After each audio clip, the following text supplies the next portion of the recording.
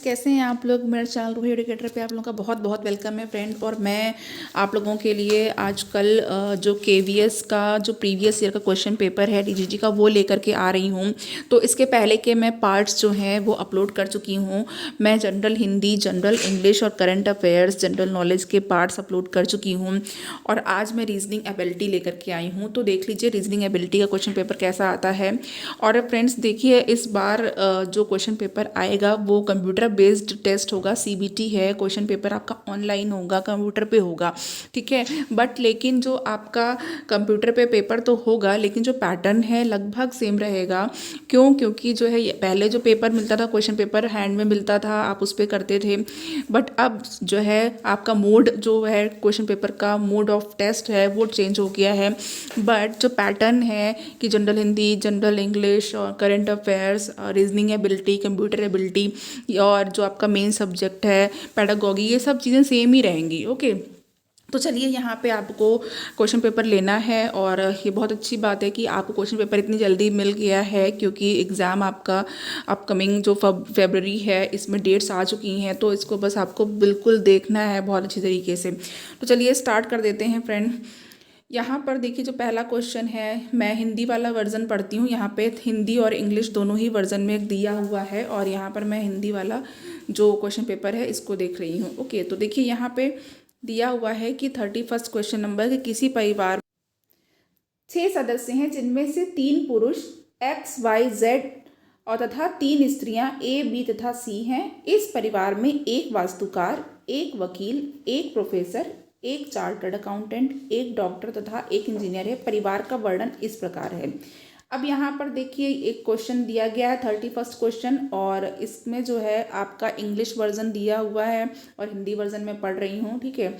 अब यहाँ पे देखिएगा कि इसमें जो 2 विवाहित दंपति और 2 अविवाहित व्यक्ति हैं ये दे दिया गया है। डॉक्टर का विवाह वकील से हुआ है, एक्स का विवाह चार्टर्ड अकाउंटेंट से हुआ है, ए का पिता प्रोफेसर है, वकील सी की वधू है, जेड ए का पति नहीं है, वाई एक्स का पुत्र नहीं है तथा वो वास्तुकार तथा प्रोफेसर भी नहीं है। तो अब आपको बताना है कि वास्तुकार कौन है। तो यहाँ पर ये आपने क्वेश्चन देख लिया। यहाँ पर ऑप्शन है, ऑप्शन यहाँ पर है जेड, ऑप्शन 1 है जेड, फिर उसके बाद 2 है ए, 3 ऑप्शन, थर्ड ऑप्शन है बी और फिर यहाँ पे आपका 4th ऑप्शन है एक्स। तो यहाँ पे 4 ऑप्शन है, इसमें से आपको इस क्वेश्चन को सॉल्व करना है और जो करेक्ट आंसर है वो बताना है। इन्होंने जिनसे भी मैं ये क्वेश्चन पेपर मैंने लिया है, जो भी क्वेश्चन पेपर मुझे प्रोवाइड हुआ है उसमें जो ऑप्शन है उससे आपको कोई मतलब नहीं है क्योंकि ये क्वेश्चन का आंसर गलत भी हो सकता है और सही भी हो सकता है।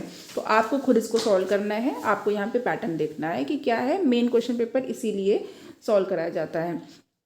तो उसके बाद हमारे पास जो 32 क्वेश्चन है वो कैसा क्वेश्चन है ये देख लीजिए। इसमें आपको जो है पहला क्वेश्चन तो रिलेशन पे बेस्ड हो गया है, ठीक है। और सेकंड क्वेश्चन 32 क्वेश्चन है यहाँ पे कि विषम को चुनिए। तो तिपहिया, त्रिशूल, छोटी सी बात और तिरंगा। तो इसमें क्या चीज़ विषम है, ठीक है। तिपहिया में 3 है और त्रिशूल में भी 3 है, तिरंगा में भी 3 है, छोटी सी बात है। तो इन्होंने जो ऑप्शन किया है छोटी सी बात ये सही किया है, ठीक है। आप अपना ऑप्शन देख सकते हैं, आपको जो सही लगे, जो करेक्ट है इस क्वेश्चन के लिए। चलिए क्वेश्चन अब आप पैटर्न आप 32 का भी देख चुके हैं कि इस तरह के भी क्वेश्चन विषम चुनने के लिए, सम चुनने के लिए भी आ सकता है, ऑड वन आउट आ सकता है। फिर उसके बाद 33 क्वेश्चन देख लेते हैं। 33 क्वेश्चन जो है यहाँ पर ये है कि इसमें एक चित्र दिया हुआ है। तो दिए गए चित्र में निहित किसी भी आकार वाले आयतों की संख्या बतानी है और इसमें जो है ये जो दिए गए विकल्प हैं उसमें से जो सही उत्तर है उसको चुनना है। तो देखिए ये ऐसा आपके पास ये पूरा एक फिगर दे रखा हुआ जिसमें कि आपको रेक्टेंगल कितने हैं टोटल वो बताने हैं। तो ये इसकी एक ट्रिक होती है, ठीक है। जो हमारे पास इस तरह के क्वेश्चन होते हैं उसको हम ट्रिक से भी कर सकते हैं और बाई काउंटिंग भी कर सकते हैं। तो आपको जो है बाई ट्रिक अगर करना है तो आपको ट्रिक आनी चाहिए, अदरवाइज आप काउंट करके भी इसको बता सकते हैं। ओके, जैसे नंबरिंग किया है इन्होंने 1 2 3 4 5 6 7 8 9। उसके बाद फिर जो कि आयत है तो आपको आयत देखना है। तो फिर आप इस तरीके से जो है वर्टिकली भी देख सकते हैं। उसके बाद फिर आपको यहाँ पे हॉरिजॉन्टल भी देखना होगा कितने हैं, ठीक है। तो उसके बाद एक एक बिग आयत है, फिर उसके बाद स्मॉल वाले कितने रेक्टेंगल्स हैं, तो इस तरह से करके आपको काउंटिंग करके इसे करना होगा। तो एक फिगर बेस्ड क्वेश्चन आपको मिल गया यहाँ पे। नेक्स्ट क्वेश्चन की तरफ बढ़ जाते हैं कि नेक्स्ट क्वेश्चन में है, अब डायरेक्शन का क्वेश्चन आ गया। देखिए यहाँ पे डायरेक्शन का क्वेश्चन है और वो देख लेते हैं क्या है। हिंदी वाला हम देख रहे थे तो हिंदी वाला ही पढ़ेंगे। एक व्यक्ति पश्चिम की ओर मुंह करके खड़ा है, ठीक है, वेस्ट डायरेक्शन की तरफ खड़ा है। वो घड़ी की दिशा में, जिस तरफ घड़ी चलती है यानी कि क्लॉकवाइज, हमारी जो घड़ियां घर में चलती हैं वो इस तरह से क्लॉकवाइज डायरेक्शन होती है, और जब अगर ऐसे चलती है तो एंटी क्लॉकवाइज, कोई भी अगर डायरेक्शन ऐसे है तो एंटी क्लॉकवाइज है, ठीक है। तो वो घड़ी की दिशा में 135 डिग्री मुड़ता है, यानी कि एक एंगल बना रहा है 135 डिग्री सेंटीग्रेड का। तदंतर घड़ी की विपरीत दिशा में 180 डिग्री मुड़ जाता है, उसके बाद फिर एंटी क्लॉकवाइज 180 डिग्री मुड़ जाता है, फिर वो घड़ी की दिशा में 45 डिग्री मुड़ता है। उसकी अंतिम दिशा क्या है? तो देखिए यहाँ पे डायरेक्शन बेस्ड क्वेश्चन ही है, लेकिन इसको यहाँ पे क्लॉक में एंटी क्लॉकवाइज और क्लॉकवाइज डायरेक्शन से रिलेट करके बताया गया है। तो इस तरह का एक क्वेश्चन है। यहाँ पे 4 ऑप्शन दे रखे हैं। पहला ऑप्शन दक्षिण, दूसरा उत्तर पश्चिम, तीसरा पश्चिम है और चौथा है दक्षिण पश्चिम। तो इस तरह का एक क्वेश्चन है जो आप इसको सॉल्व करिएगा, क्योंकि आप प्रिपरेशन कर ही रहे हैं एग्जाम्स की, तो आप सभी जो है आप इस क्वेश्चन को अच्छी तरीके से करने में सक्षम हैं। तो आप लोग इसको देखिएगा, और नहीं, जिसको नहीं आता है तो वो इसको ट्राई करे, क्योंकि ऐसे क्वेश्चंस आएंगे। ओके, तो इसलिए आपके एग्जाम पॉइंट ऑफ व्यू से इम्पॉर्टेंट है। फिर 35 हमारे पास जो ऑप्शन है, सॉरी क्वेश्चन है, वो क्या है कि निम्नलिखित में से सही विकल्प को चुनिए जो संख्या श्रेणी को पूरा करता है। अब देखिए सीरीज का क्वेश्चन आ गया है, तो यहाँ पे एक सीरीज का क्वेश्चन क्या होगा। देखिए यहाँ पे 7, 14, देन उसके बाद 42, 168। तो यहाँ पे ये सीरीज में देख रहे हैं नंबर बढ़ रहे हैं, किस तरीके से बढ़ रहे हैं। यहाँ पे 7 के बाद 14 आ गया, उसके बाद फिर 42, फिर उसके बाद सीधे 168। तो आपको नेक्स्ट नंबर बताना है। तो आप सीरीज के जितने भी क्वेश्चन प्रैक्टिस कर रहे हैं तो आप इस क्वेश्चन को कर सकते हैं। और तो सीरीज बेस्ड क्वेश्चन भी हो गया। अब यहाँ पर देख लेते हैं, ये जो क्वेश्चन है यहाँ पे आपका फिगर बेस्ड क्वेश्चन आ गया है, ठीक है। और इसमें आपका चित्र दिया हुआ है, तो जो सही चित्र को चुनते हुए इसको पूरा करना है। तो यहाँ पर देखिए पहले ट्रायंगल है, फिर ट्रायंगल फिर ट्रायंगल के बीच में एक लाइन है, वर्टिकल लाइन ड्रॉ है, फिर एक डॉट है, फिर उसके बाद सिर्फ लाइन रह गई है, और फिर एक डिग्री रह गई है, डॉट रह गया है। फिर सेकंड वाले में भी यहाँ पर आपका और एक स्क्वायर बना हुआ है, फिर स्क्वायर में ऐसे लाइंस बना करके डायगोनल डिवाइड किया गया है, और छोटे छोटे स्क्वायर्स भी 4 पार्ट्स में डिवाइड किए गए हैं। देन उसके बाद फिर सब कुछ हटा करके सिर्फ प्लस का साइन आ गया है। देन उसके बाद ये वाला है लास्ट वाला, इसका भी आप शेप देखिए। अब क्वेश्चन मार्क है, तो क्वेश्चन मार्क में बताना है कि क्या होगा। तो देखिए जो क्वेश्चन मार्क है उसमें आपको इस फिगर को देख करके पता चल गया होगा कि क्या आना चाहिए। सब में सिर्फ जो आपकी यहाँ पे जो फोर्थ वाला ऑप्शन इन्होंने दे रखा है, इसमें इन्होंने क्रॉस बनाया हुआ है, तो इनके अकॉर्डिंग इनका जो है फोर्थ वाला ऑप्शन सही है। कि सिर्फ जब पहले वाले में 1 जो है लाइन वो लेफ्ट थी, सेकेंड वाले में 2 लाइन्स लेफ्ट थी जो प्लस का साइन था, तो इन्होंने उसके बाद थर्ड वाले में क्रॉस उससे रिलेट करके अपना ऑप्शन सही किया है। तो आपको जो ऑप्शन सही होगा उस ऑप्शन को देखिए और उसके अकॉर्डिंग आप काम करिए। तो यहाँ पर देखिए फ्रेंड्स, यहाँ पर जो मैंने अभी आपको जितने भी क्वेश्चंस बताए हुए हैं ये आपके रीजनिंग एबिलिटी के क्वेश्चन हैं, और इसके बाद जो है आगे जो मैं लूँगी वो कंप्यूटर लिटरेसी लूँगी। तो 36 के बाद जो है पहले इसको कंप्लीट कर लेते हैं, ठीक है। तो यहाँ पर देखिए 37 क्वेश्चन है कि अगर सुप्रीम को DLD SRTO के रूप में कूटबद्ध किया जाए तो फिर ब्रॉड को किस रूप में कूटबद्ध किया जा सकता है।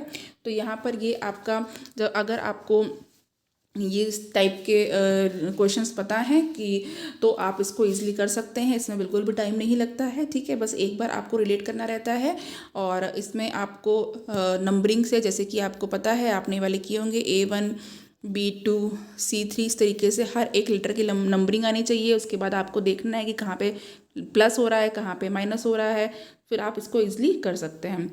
उसके बाद यहाँ पे ऑप्शंस दे रखे हुए हैं, इसमें से कोई एक चूज़ कर लीजिएगा। 38 क्वेश्चन है किस टाइप का, इसको देख लेते हैं। अब यहाँ पे देखिए बच्चों की किसी पंक्ति में, अब यहाँ पे देखिए रो में जो आपको नंबरिंग करने के लिए होता है वो वाला है, यानी कि आपका जो स्टैंडिंग या सिटिंग अरेंजमेंट है। तो बच्चों की किसी पंक्ति में भावना बाएं से 9वें स्थान पर है, और जो आशु है वो दाएं से 13वें स्थान पर है। वो अपना स्थान बदल लेते हैं तब भावना का बाएं से 17वां स्थान हो जाता है, 17th पर आ जाती है, अपने प्लेस को एक्सचेंज कर लेते हैं वो लोग। और अब इस पंक्ति के जो दाहिने छोर से आशु का नया स्थान क्या है, तो यहाँ पे देख लीजिए प्लेस का अरेंजमेंट जो है वो क्या होगा, पोजीशंस के क्वेश्चन आ गए। तो यहाँ पे पहला ऑप्शन 23वां, दूसरा 20वां, फिर 21वां है, फिर चौथा है 22वां। तो जो आप इसको सॉल्व करिए और जो भी आंसर करेक्ट है उसको कर लीजिए। तो देखिए यहाँ से आपको आइडिया मिल गया कि इस तरह का कोई क्वेश्चन आया है। फिर 39th देख लेते हैं कि उस सही विकल्प का चयन कीजिए जो तीसरे पद से उसी प्रकार संबंधित है जिस प्रकार दूसरा पद पहले पद से संबंधित है। तो यहाँ पे भी आपको अल्फ़ाबेट की लेटर्स की नंबरिंग आनी चाहिए। एन के बाद आपको देखना है, यहाँ पे एन के बाद एम है, क्यू के बाद कौन सा आता है, एस है, एस के बाद क्या आता है, वी है। ठीक है, यहाँ पर देखिए इस तरीके से आप इसको रिलेट कर सकते हैं। तो जब यहाँ पे आपको CFHL आएगा तो CFHL को किस तरह से रिलेशन होगा, सेम यही रिलेशन लगेगा, तो उससे आप कर सकते हैं। ठीक है, तो P के बाद QNMPQRS, ठीक है, UVW, यहाँ पे आपको एक रिलेशन समझ में आ रहा होगा जो कि आपको मैं चाहती हूँ खुद ही सॉल्व करिए। ठीक है, अब यहाँ पर आपको जो करेक्ट ऑप्शन है उसे आपको कर लेना है। देन 40th क्वेश्चन है कि किसी तख्त पर 5 मित्र, ठीक है, यानी बेंच पर 5 फ्रेंड्स बैठे हुए हैं, ABCD और E, और इस प्रकार बैठे हैं कि जो C है वो A के निकटतम बाएं बैठा हुआ है और B A और D के दाएं बैठा हुआ है, एंड उसके बाद E C तथा A के बाएं बैठा हुआ है। तो बीच में कौन बैठा है, तो इस तरीके से आपको इसको इमेजिन करना है, इसको ड्रॉ करके देख लेना है कि कौन कहाँ बैठा हुआ है। देन जो करेक्ट आंसर होगा उस पर आपको सही का निशान लगा देना है। तो देखिए यहाँ पर होपफुली आपको इसको देख करके बहुत हेल्प मिलेगी। क्वेश्चन पेपर को मैं इसीलिए एक एक करके बता रही हूँ सारी चीज़ें। ठीक है, और अब जो नेक्स्ट मैं बताऊँगी वो कंप्यूटर लिटरेसी का बताऊँगी। तो आप लोग जितने भी लोग देख रहे हो इससे बिल्कुल प्रैक्टिस करिए, इस पैटर्न को समझिए और प्लीज़ चैनल को सब्सक्राइब करिएगा और अपना ख्याल रखिएगा। Thank you so